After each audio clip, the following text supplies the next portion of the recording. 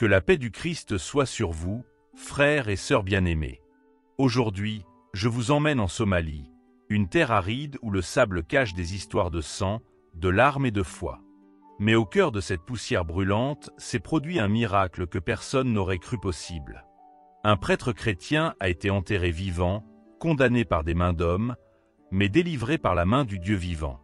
Arrêtez-vous un instant, imaginez la scène.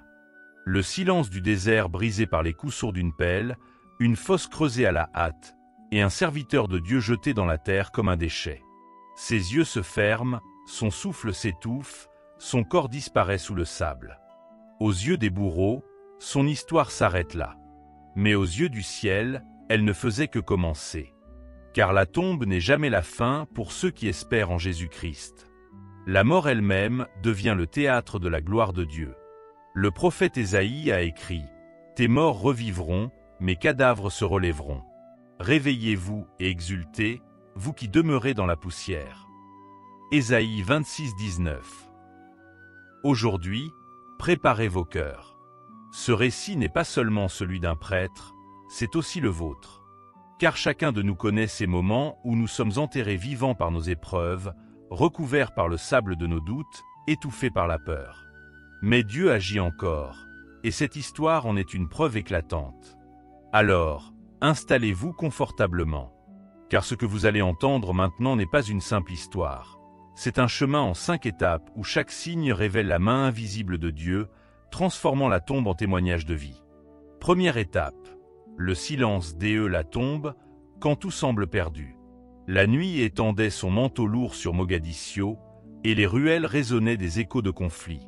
Le prêtre Samuel, homme de foi qui avait choisi de prêcher l'Évangile malgré les menaces constantes, fut saisi par des hommes armés.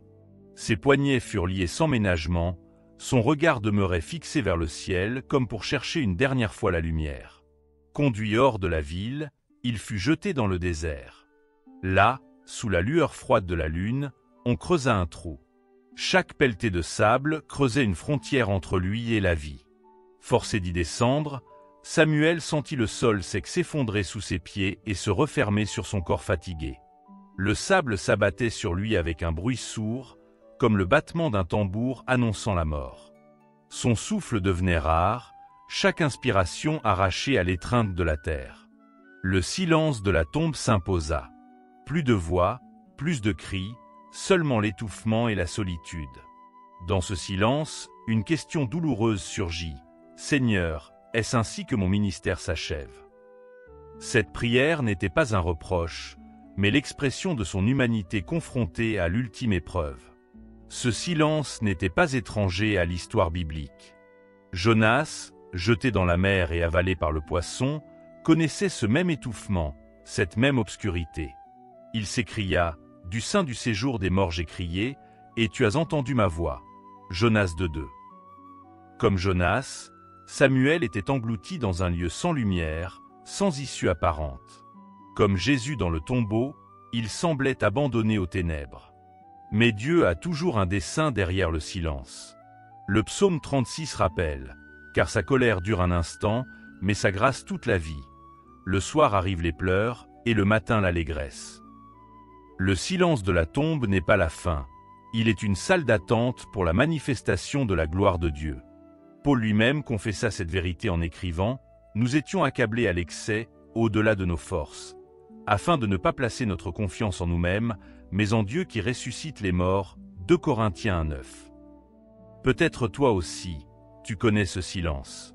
Non pas un désert somalien, mais celui de ton cœur où les dettes, la maladie, l'échec ou le rejet t'ont enterré vivant. Le monde a peut-être placé sur toi la pelle de l'oubli, comme pour effacer ton existence. Mais ce que les hommes croient étouffé, Dieu le préserve. Comme Joseph jeté dans une citerne par ses frères, ton silence n'est pas ta fin. C'est la scène sur laquelle Dieu prépare ton relèvement. Le silence de la tombe, loin d'être une défaite, devient une école spirituelle. C'est là que l'âme apprend à discerner la voix qui ne faiblit jamais. C'est là que la foi, dépouillée de tout soutien humain, découvre la main invisible qui soutient encore. Et ce silence, qui semblait être le dernier mot, n'était en réalité que le commencement d'une révélation plus grande. Deuxième étape, le CRI étouffé, quand l'homme ne peut plus mais que DIE entend. Sous la lourde couverture du sable, Samuel tenta d'ouvrir la bouche, mais aucun son ne sortit. Sa poitrine écrasée l'empêchait de respirer. Ses poumons brûlaient, ses lèvres sèches tremblaient, mais le silence dominait. Pourtant, à l'intérieur, dans la partie la plus intime de son être, une prière jaillit, simple et désespérée, « Jésus, sauve-moi ». Ce n'était pas un cri audible pour les hommes, mais c'était un cri puissant aux oreilles du ciel. Car Dieu n'attend pas des mots parfaits, il écoute le cœur. La Bible donne un exemple frappant en parlant d'Anne, la mère du prophète Samuel. Elle priait avec une telle intensité au temple que le sacrificateur la prit pour une femme ivre, car elle parlait dans son cœur. Ses lèvres remuaient, mais on n'entendait point sa voix. 1 Samuel 1,13. Et pourtant, cette prière silencieuse changea son destin et donna naissance à un prophète. De même, le cri étouffé de Samuel, enterré sous la terre somalienne, n'était pas perdu. Il avait atteint le trône de Dieu. Le psalmiste déclare « L'Éternel est près de ceux qui ont le cœur brisé, et il sauve ceux qui ont l'esprit abattu. » Psaume 34, 18. Cette promesse est un phare dans les moments où nos voix s'éteignent. Dieu n'a pas besoin de micro ni d'oreilles humaines. Il entend les soupirs invisibles, les larmes muettes, les battements affolés du cœur. Même le souffle de la foi, aussi fragile soit-il, devient une prière capable de renverser les montagnes. À cet instant précis, Samuel n'avait ni force, ni souffle, ni voix. Mais il avait une étincelle, une lueur de confiance. Et cette lueur suffisait. Jésus avait dit, « Si vous aviez de la foi comme un grain de sénévé, vous diriez à cette montagne, « Transporte-toi d'ici là », et elle se transporterait. » Matthieu 17, 20. Un grain de foi suffit à déplacer la pierre la plus lourde, même celle d'un tombeau improvisé. Ce cri intérieur le liait à une longue lignée de croyants qui avaient crié à Dieu dans leurs ténèbres. Paul et Silas, enfermés dans la prison de Philippe, au lieu de céder au désespoir, chantaient des louanges. Vers le milieu de la nuit, Paul et Silas priaient et chantaient les louanges de Dieu. Actes 16, 25. Et soudain, un tremblement de terre ouvrit les portes de leur prison. Ce que Samuel vivait dans le sable ressemblait à cet instant. Une louange muette, une prière silencieuse, mais une puissance céleste déjà en mouvement. Le cri étouffé, c'est le moment où l'homme arrive au bout de ses forces, mais où Dieu montre que sa grâce n'a pas de limite. C'est dans ce silence oppressant que le ciel s'incline. Le sable n'était pas seulement un tombeau, il devenait un sanctuaire où l'Esprit de Dieu recevait une prière plus forte que tous les cris du monde. Troisième étape, l'impossible mouvement, quand Dieu agit dans l'invisible. Le sable pesait toujours sur la poitrine de Samuel, mais soudain, un frémissement inattendu parcourut la terre. Ce n'était pas une illusion due à son manque d'oxygène. Quelque chose bougeait au-dessus de lui. La lourde couverture qui semblait l'enfermer à jamais commençait à vibrer, comme si une main invisible remuait les grains un à un. Une fissure s'ouvrit dans l'obscurité, et un souffle d'air glissa jusqu'à ses lèvres desséchées. Ce souffle n'était pas un hasard, c'était une visitation divine. La Bible nous révèle que Dieu aime agir quand tout semble fini. Devant le tombeau de Lazare, Jésus ordonna « Lazare, sors ». Jean 11, 43. La voix du Fils de Dieu traversa la pierre, brisa le silence et rendit la vie à un corps déjà en décomposition. De la même manière, la voix de Dieu se faisait entendre dans la tombe de sable de Samuel. Là où l'homme voyait un point final, Dieu écrivait une virgule. Les bourreaux, persuadés d'avoir accompli leur œuvre macabre, s'étaient éloignés, certains que Samuel n'était plus qu'un souvenir. Mais ils ignoraient que le Dieu qui a roulé la pierre du tombeau de Jésus était capable de faire trembler les grains de sable. Car il parle, et la chose existe. Il ordonne, et elle paraît. Psaume 33, 9. Ce n'était pas Samuel qui, par ses propres forces, creusait sa délivrance. C'était Dieu qui agissait dans l'invisible, de la même manière qu'il ferma la gueule des lions pour Daniel. Daniel 6, 22. C'est là le mystère de l'action divine. Elle est silencieuse, discrète, mais irrésistible. Tandis que les hommes croient avoir enterré un témoin, Dieu est déjà à l'œuvre pour transformer une victime en prophète vivant. Car ce n'est point par la puissance ni par la force, mais par mon esprit. Zacharie 4,6. Peut-être aujourd'hui, toi aussi, tu crois que rien ne change. Tes prières semblent s'écraser contre les murs du silence. Tes efforts paraissent inutiles. Mais rappelle-toi la promesse de l'Éternel. Voici, je vais faire une chose nouvelle, sur le point d'arriver, ne la connaîtrez-vous pas. Ésaïe 43,19. Même si tes yeux ne voient pas encore, même si tes mains ne touchent rien, Dieu ouvre déjà une brèche dans ton désert.